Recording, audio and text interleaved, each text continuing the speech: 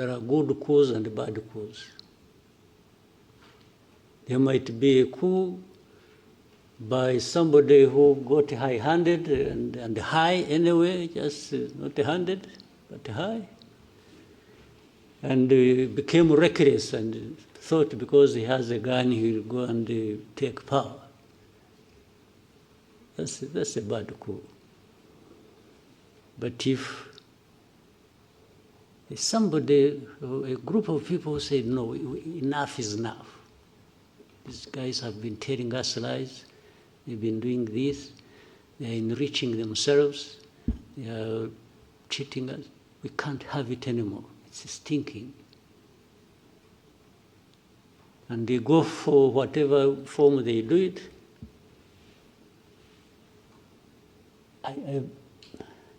I think I'm okay with it.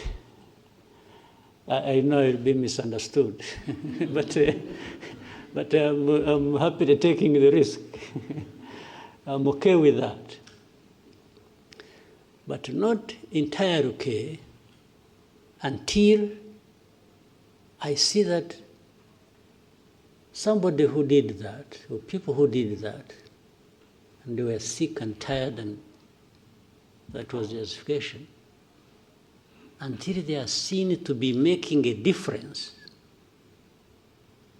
then I'll be, I feel settled in my mind.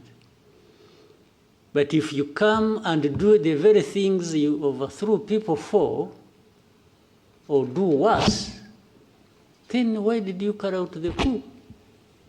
I just say, no, this one deserves another coup, or should go to jail. The clip you just saw was of Paul Kagame, the president of Rwanda, as he discusses military coups in the same week that we've seen a military coup unfold in Guinea Bissau. Now, I think in this case, we need to dig beyond the surface. Did you notice that he said, I know I will be misunderstood, but I'm happy to take the risk? In this video, we're going to unpack the current situation happening with military coups in Africa and why no Western leader will publicly agree with the statements that Kagame just made. I think we should ask the question, why will he be misunderstood? If you're interested in having a real conversation about power and control in the continent of Africa, then this video is for you. If you don't know me, my name is TJ. I'm Nigerian and British mixed. And on this channel, we talk about African geopolitics. I know many of you are following the situation unfolding right now in Guinea Bissau. And the truth is that I'm not sure exactly whether we should be behind this or not. My instincts say probably not. My current position is to say, let's wait and see what happens until clearer information emerges and I understand the situation more fully. I'll hold back on giving my complete opinion, my breakdown. Even having that patience, that willingness to wait and see, reflects exactly what Paul Kagame was pointing out in his statement. Because in Africa, not all military coups are the same. Some serve a destructive interest, an external interest, and others serve righteous interests, a freedom and sovereignty interest. Yet the moment you talk about that nuance, the West is ready to shut down the conversation.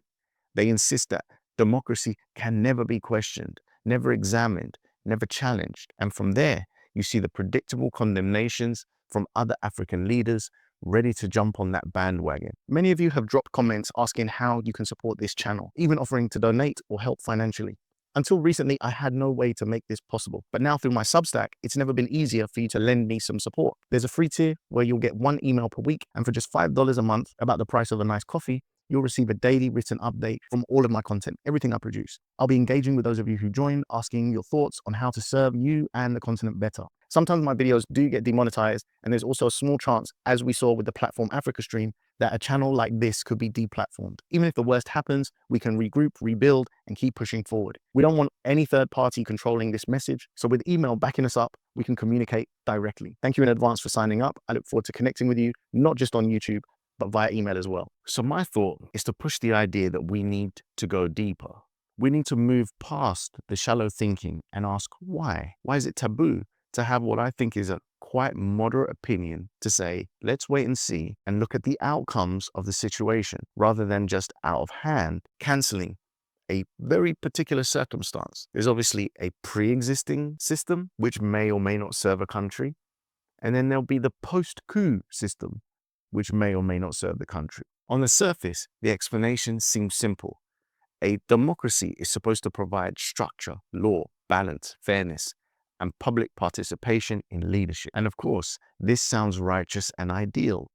But when it comes to Africa, as I discussed recently with the video breaking down David Hundeyin recent interview on Russia Today, democracy is often a performance, a disguise, a tool, a charade to hide the exact opposite. It becomes a mechanism for manipulation, not empowerment, particularly manipulation by exterior interests. As you saw in my video where I broke down what's currently happening in Gabon, I explained how France was exposed meddling in Gabon's so-called democratic system.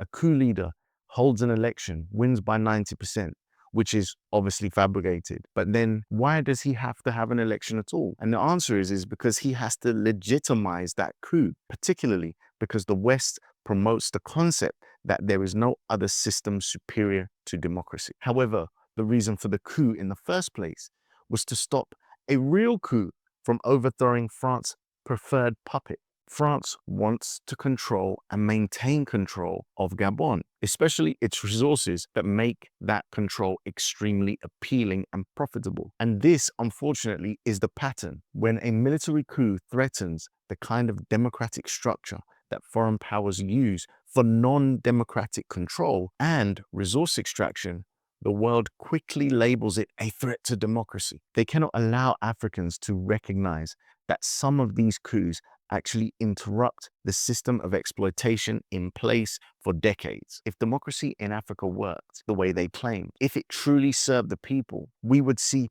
prosperity. And then yes, we would say never challenge it. But that is not the reality, is it? Why is Captain Ibrahim Traore so popular? Let's take a look at Burkina Faso. After removing the puppet leadership, the country saw a GDP increase of 43%. That huge increase represents wealth that was never reaching the people of Burkina Faso. That's why external forces fight to maintain that control. But even beyond Africa, we have to question whether democracy is functioning truthfully in the West. If a military defense company can fund both the Democratic Party and the Republican Party candidates and still receive defense contracts no matter who wins, do we truly have choice?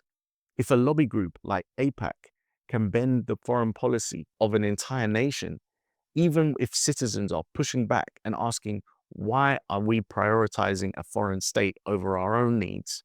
Then what exactly are we calling this democracy? It seems to me that in that format, even a democracy in the West is a charade. At that point, we must ask whether democracy is even alive or whether it has been gamed, manipulated, hollowed out.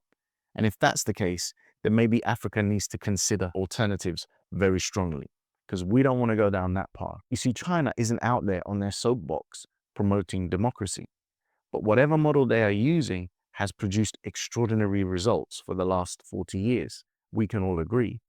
That doesn't mean China's perfect and their system worked perfectly. No nation built by humans can have a perfect system. But there's been a net improvement in the quality of life for the people. Has poverty reduced in a massive and measurable way?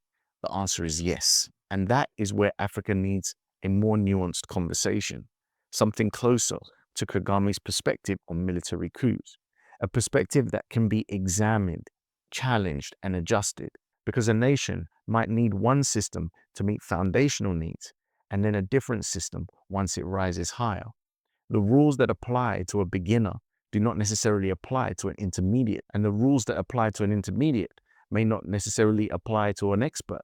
Until the West is ready to sit down and have an honest conversation, a case-by-case conversation about what Africa truly needs, a conversation that does not prioritize their own interests over the continent's interests, then Africa must be confident enough to say, your opinion is no longer welcome here. Africa has to remain focused on what Africa requires, on what problems matter to Africa, and on the nuanced paths that will allow Africa to rise to the next level. Interestingly, in a few days, Paul Kagame will go to the White House in the United States along with President Felix Tshisekedi of the DRC, to sign a so-called peace agreement that is supposed to bring an end to the conflict that Donald Trump has already said he's ended, but we'll get to the details later, I'm sure. Unpacking that will be its own video entirely.